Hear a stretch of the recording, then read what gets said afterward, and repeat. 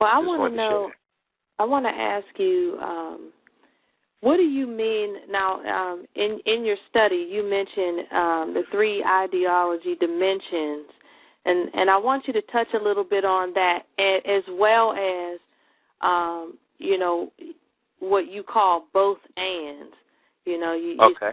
you say in the study that, you know, these men can still believe in God, yet All day.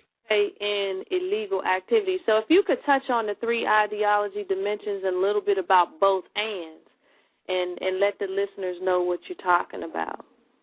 All right. The ideology of street life just broken down into 3 different parts. And what we're saying in this ideology of street life is that it is passed on. The understanding of street life is passed on from black man to black man through generations.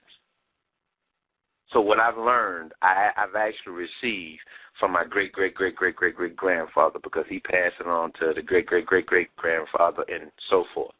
The second part of the ideology is the more connected to it, the more ground into the code of the streets, then the more resilient you will be.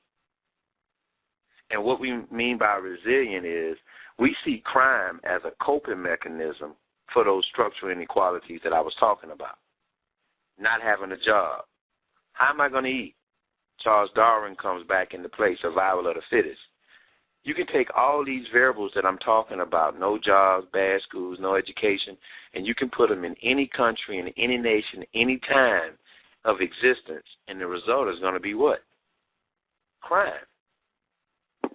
And that's one thing we like to do is I like to give the historical context to remind people that young black men aren't the first ones to do crime.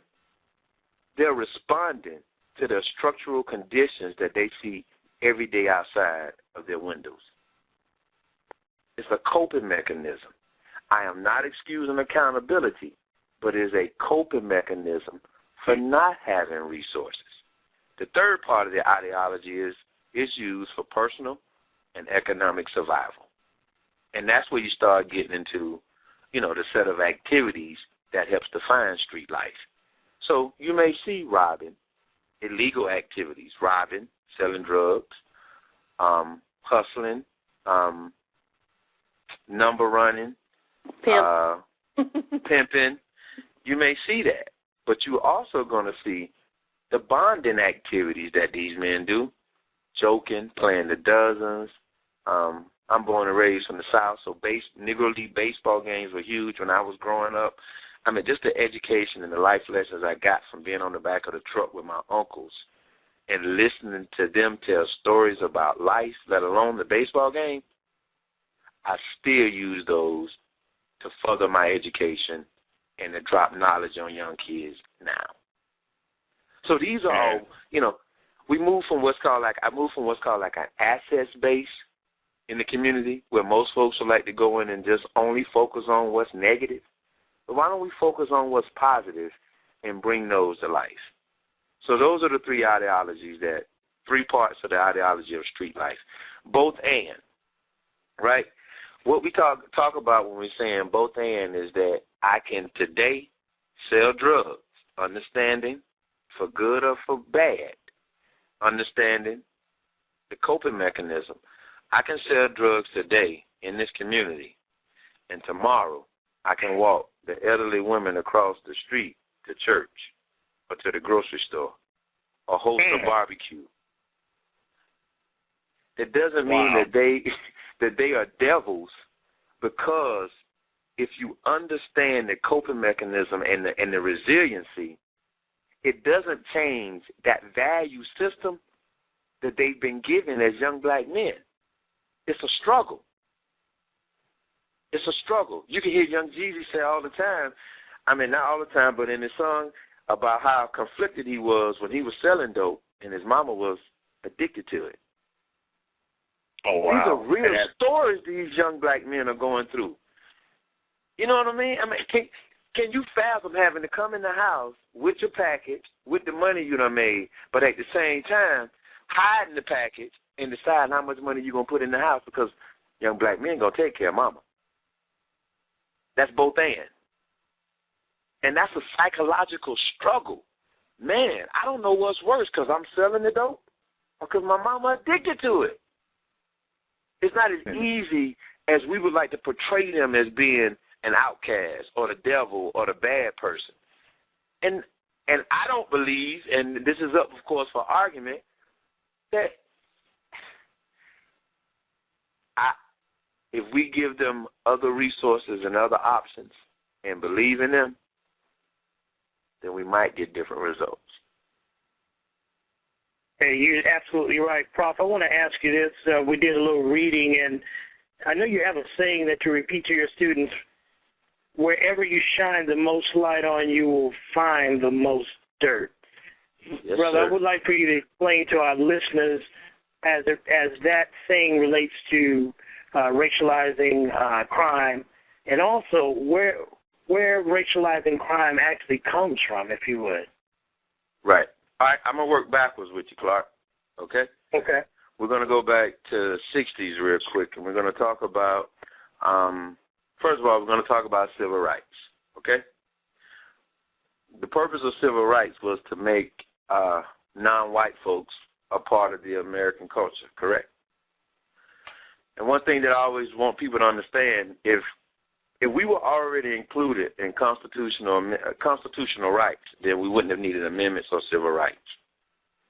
So you got to understand the historical context that we were not included in being American citizens and being afforded rights that whites were afforded from Jump Street.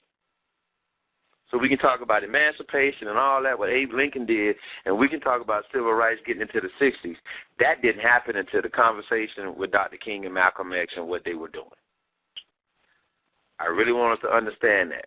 Now, moving from the Civil Rights Act, President Kennedy comes to be involved with minorities.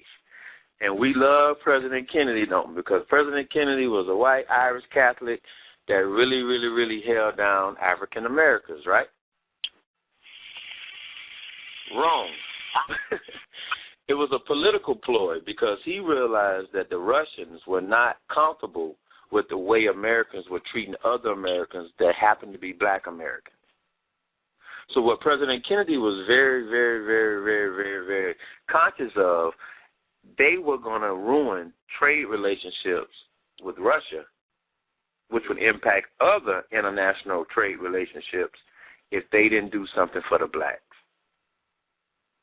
So he was the one that started the Economic Opportunities Act, fighting for civil rights, housing, employment. President Kennedy got that. We backed him. He didn't do what he was going to say. We let him down. We stopped supporting him. He sends the military into University of Arkansas to protect the first black folks, black man and black female that ever go to school there. You know we're the most forgiving race there is. So we jumped on the bandwagon again. So President Kennedy gets elected. Lyndon B. Johnson is the assistant, the vice. He gets assassinated. Lyndon B. Johnson steps up. He continues with the program. Dr. King gets assassinated in 1968. Now you get the race riots across the country. Because of the race riots, Lyndon B. Johnson gets nervous as a Democrat and says, I'm not running for office next year. President Nixon, who runs for office that year, used the assassination of Dr. King to say crime is happening because of the black people rioting. They said arrest rates went up. They blamed that on us. Before that, criminal was the terminology. After the riots and running for presidency, which was his platform, crime became racialized because of our response to the assassination of Dr. King. From that day forward, in the 70s,